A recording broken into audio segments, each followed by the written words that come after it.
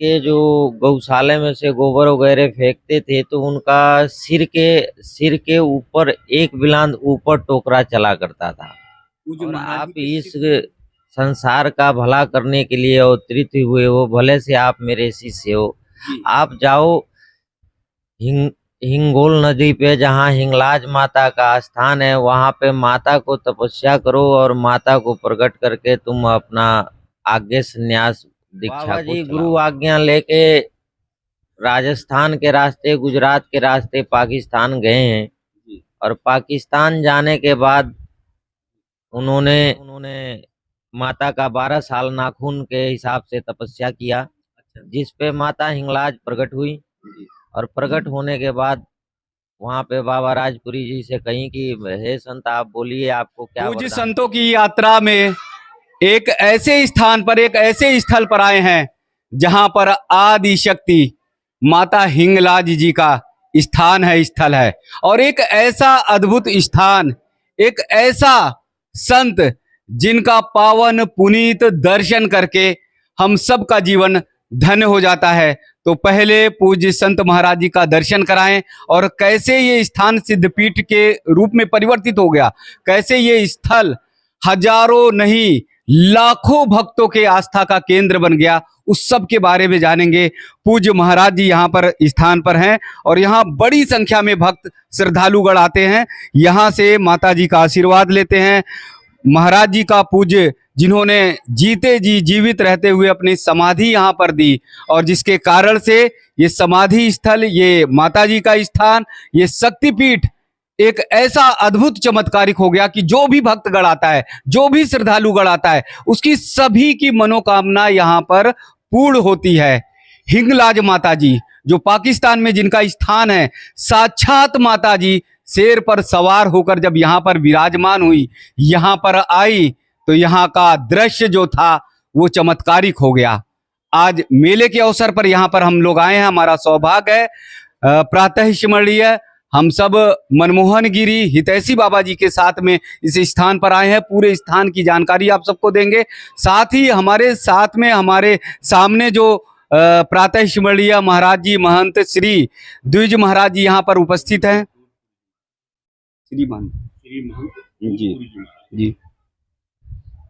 तो हमारे सामने जो उपस्थित हैं श्री महंत द्विजपुरी जी महाराज जी, उनसे बातचीत करेंगे और इस पूरे स्थान की, पूरे स्थल के बारे में जानकारी करेंगे। महाराज जी के चरणों में बहुत बहुत दंडवत, बहुत बहुत प्रणाम। बोले बाबा राजपुरी जी महाराज की जय।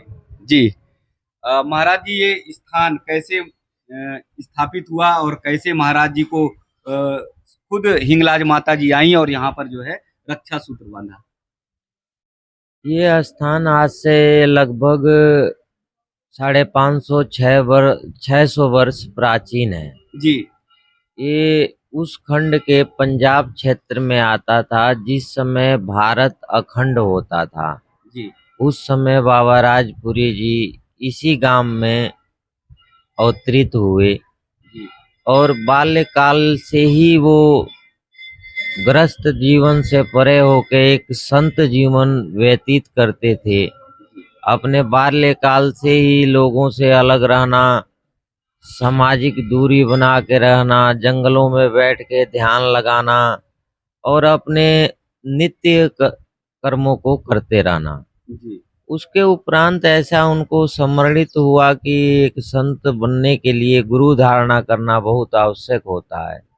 तो उसके पश्चात उन्होंने हमारे पड़ोस में एक बत्ता जगह पड़ता था जहाँ महंत सुरस्तीपुरी जी भजन किया करते थे, उनके पास जाके उन्होंने अपनी सन्यास दीक्षा लिया।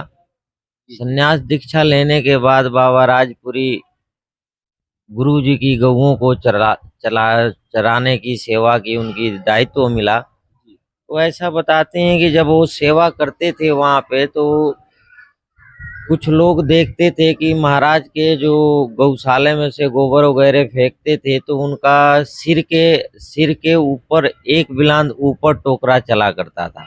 वो जो महाराज जी के सिर से ऊपर, हाँ, ऊपर टोकरा चलता था बाबा राजपुरी जी के।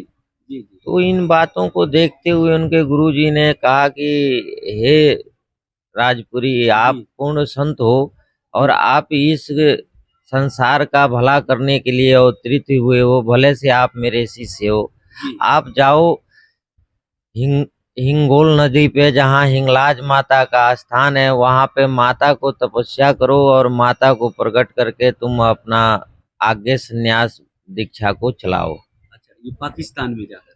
पाकिस्तान उस समय नहीं पता था, नहीं उस था, समय उस समय पूरा तो भारत ही था। हिंदुस्तान था। जी जी। तो बाबा जी गुरु आज्ञा लेके राजस्थान के रास्ते, गुजरात के रास्ते पाकिस्तान गए हैं। जी। और पाकिस्तान जाने के बाद उन्होंने उन्होंने माता का 12 साल नाखून के हिसाब से तपस्या किया, अच्छा। जिस पे माता हिंगलाज प्रकट हुई। जी। और प्रकट होने के बाद वहां पे बाबा राजपुरी जी से कहीं कि हे संत, आप बोलिए आपको क्या वरदान चाहिए। अच्छा। तो बाबा राजपुरी ने कहा कि हे माता, हम तो एक सन्यासी हैं और हमें तो कुछ नहीं चाहिए। जी। हमें आपका दर्शन की कामना थी, गुरुजी ने कहा था, तो हम दर्शन करने आपका आ गए। माता इतने त्याग और वैराग को देख के माता बहुत प्रसन्न हुई बाबा अच्छा। साहब पे, जी। और बाबा से कही कि हे संत, लोग हमें प्राप्त करने के बाद धन्य धान्य ऐशो आराम राज्य मांगते हैं, और आपने सिर्फ हमारे दर्शन की कामना करी। आपसे मैं प्रसन्न हूँ, आप कुछ ऐसा मांगो जो मैं सदा आपके साथ रहूं। जी। तो बाबा जी ने ये कहने लगे कि हे माता, मेरा जहाँ का जन्म है जी। उस नगरी में मेरे को लोग राजू के नाम से जानते हैं। जी। मेरी नगरी में मेरे को राजपुरी के नाम से लोग जाने, जी। ऐसी कृपा करो आप। जी। फिर माता ने ये बाबा को आशीर्वाद दिया कि अष्टमी के दिन, मैं भारत के सारे मंदिरों में अष्टमी के दिन माता की कढ़ाई लग जाती है, जी। उसके उपरांत मैं बाबा लदाने में आ जाऊंगी। जो भी यहाँ भक्त किसी भी प्रकार का रोग, दोष, जी। धन, धान्य, पुत्र, वैभव, राज्य जी। का कामना लेके बाबा के दरबार में आता है, वो उसकी इच्छा यहाँ पूर्ण होती है। ये सदियों से, लगभग 500 वर्षों से लोग आ रहे हैं और अपनी मनोकामनाओं को रख रहे हैं, और उसके उपरांत अगले दशहरा पे मनोकामना पूर्ण होने के बाद यहाँ अपना श्रद्धा सुमन समर्पित करने, बाबा का धन्यवाद करने अगले साल पुनः यहाँ पे आते हैं। और यहाँ पे संन्यास परंपरा का एक बहुत बड़ा केंद्र बन गया। आने वाले समय में ऐसा बताया जाता है कि इस गद्दी से बाबा देवपुरी जी निकले, जिन्होंने आज के पंजाब खंड के किला रायपुर का स्थापना करा। उसके बाद उनके संनिध्य में लगभग 130-140 देशों में धर्म प्रचार, सनातन प्रचार चल रहा है। इन्हीं के परिवार से नित्यानंद पुरी जी हुए, जिन्होंने सकोती धाम का स्थापना करा, जो उत्तर प्रदेश में स्थापित है। वहां से पूरे पूर्वांचल को सनातन परंपराओं का उपदेश और एक केंद्र वो क्षेत्र का है। तीसरा केंद्र आनंदपुर साहब, जो मध्य प्रदेश में है, इसी आश्रम से संबंधित आश्रम है, जो आनंदपुर साहब के नाम से जाना जाता है, जो मध्य प्रदेश में स्थापित है। और बहुत ही प्रखंड मुख्य स्थानों में नागा बाबा तोतापुरी जी हुए, जो इस परिवार से संबंधित रहे, जिन्होंने रामकृष्ण परमहंस को बंगाल में जाके शिष्य बनाया, जिनके शिष्य स्वामी विवेकानंद जी बने, और आज पूरे भारत के अंदर उनकी ख्याति विख्याति है। कालांतर काल में ये मठ बहुत वैभवशाली था, जिसमें लगभग 12 गांवों की रियासत इस मठ से जुड़ी हुई थी। बताया जाता है कि यहाँ जो कैथल जिला है, ये पठानों का जिला होता था, और ये गांव भी पठानों का था। इसमें हिंदू सिर्फ बाबा राजपुरी का ही घर था, जिनमें बाबा राजपुरी जी संत बने थे।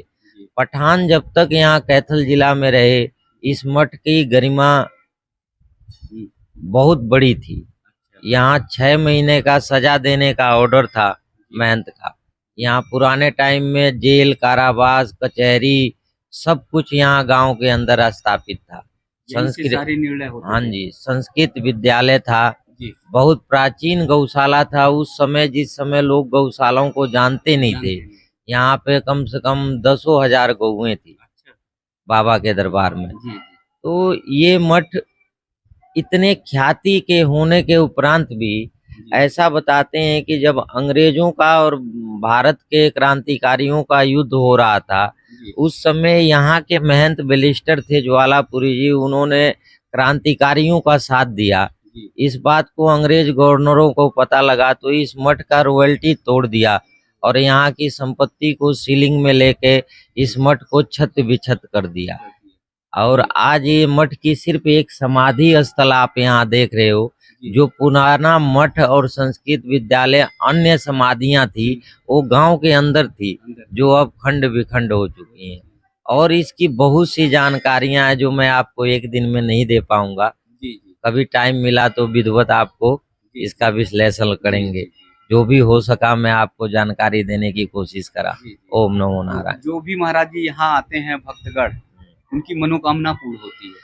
लगभग जो भी मनोकामना यहाँ रखता है स्वयं हिंगलाज माता उनकी मनोकामनाओं को पूर्ण करते हैं। बाबा राजपुरी की समाधि पे वैसे इतवार और इक्यासी को हर महीने धोख लगता है।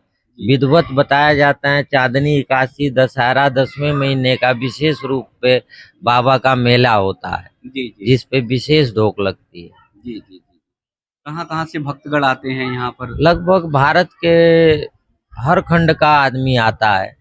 भारत के कोने कोने हाँ, से।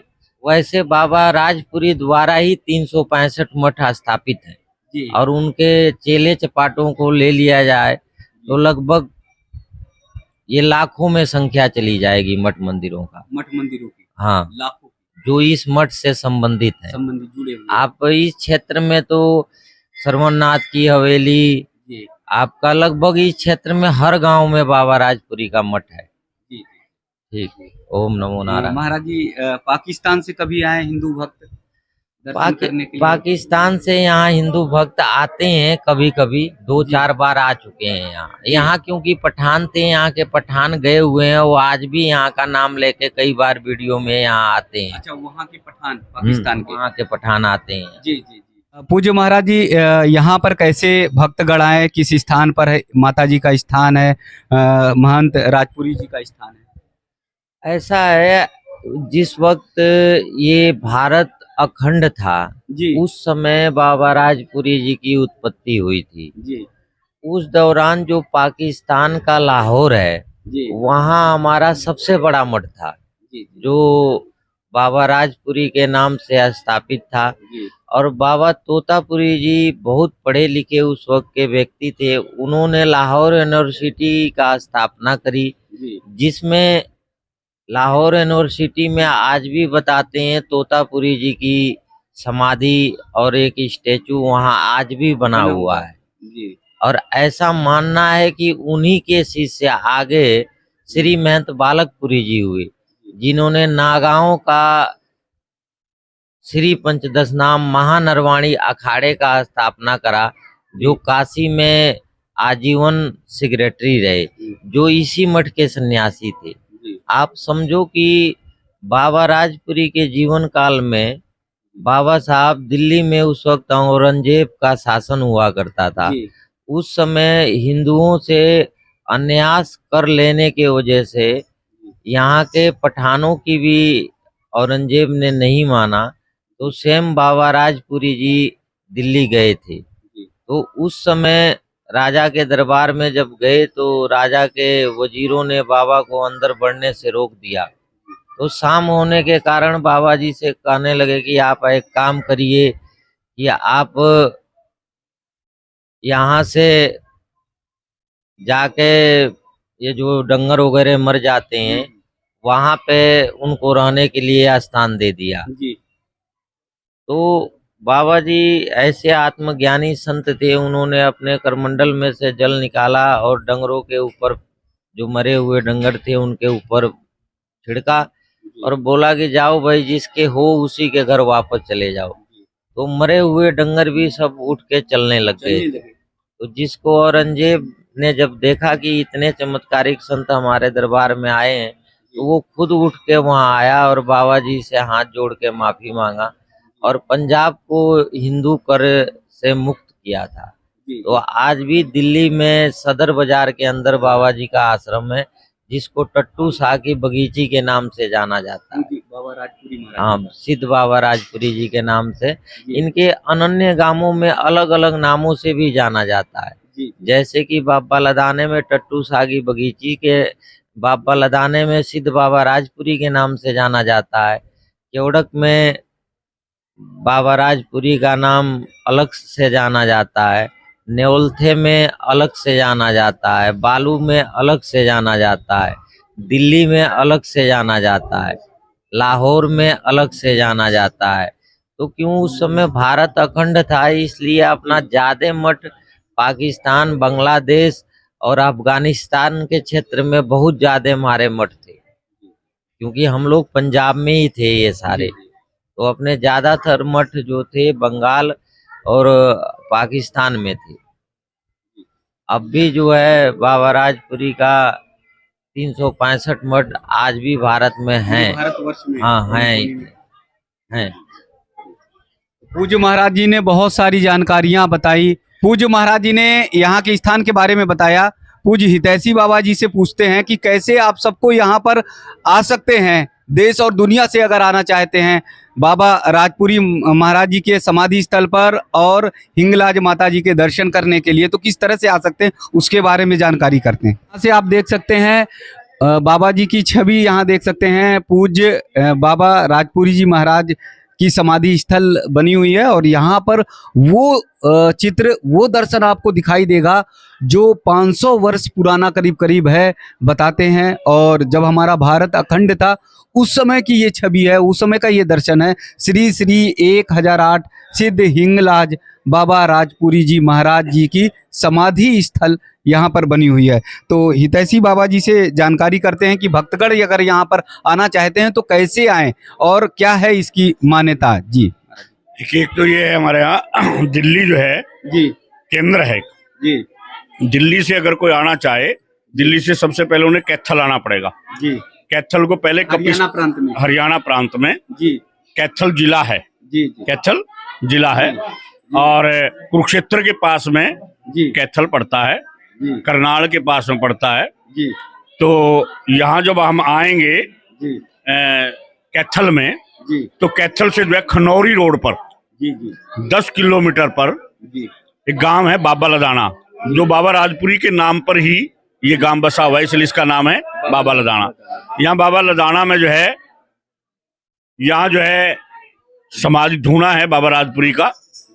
और हमारे यहाँ जब से बाबा जी ने समाधि ली है तब से पीढ़ी दर पीढ़ी जो है यहाँ पर जो है, अब जैसे अब वर्तमान में श्री महंत दूधपुरी जी महाराज जो है यहाँ पर जो है गद्दी पर विराजमान है और यहाँ पर बाबा राजपुरी का धूना है। और आज आप देख ही रहे हैं कितना दूर दराज से जो है लोग यहाँ पर आए हुए हैं, इसलिए जो है। और आप दिल्ली से जो है करनाल या कुरुक्षेत्र से जो है कैथल, और कैथल से खनौरी रोड पर जो है 10 किलोमीटर पर बाबा लदाना गांव है। और बाबा लदाना में बाबा राजपुरी का डेरा है। बोले बाबा राजपुरी जी महाराज की जय।